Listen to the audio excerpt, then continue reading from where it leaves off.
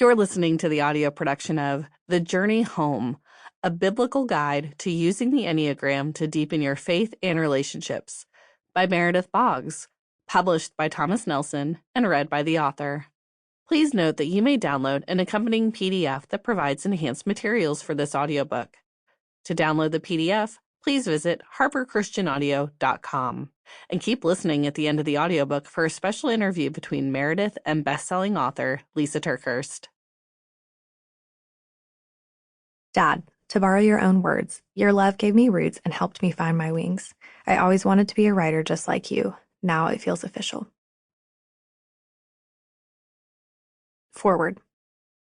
I remember hearing a podcast episode about the Enneagram by Meredith and her husband Justin back in 2019. Their practical knowledge about the Enneagram made their podcast one of my go-to recommendations for my coaching clients. The ability to teach something so complex with such clarity and biblical insight is a true gift. I'm so glad Meredith has continued to use her gifting to teach about the Enneagram and how it can be a phenomenal tool for growth.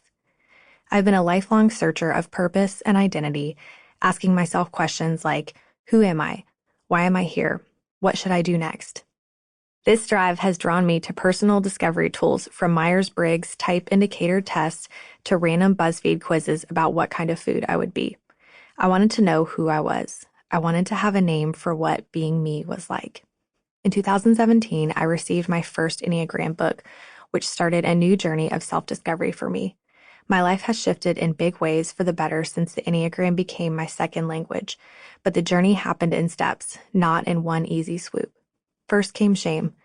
The discovery of my Enneagram type initially felt like a slap to the face.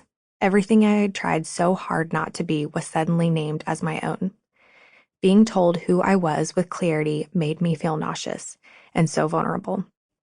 This is part of the journey of self-awareness and one that I think confirms your typing better than almost anything else.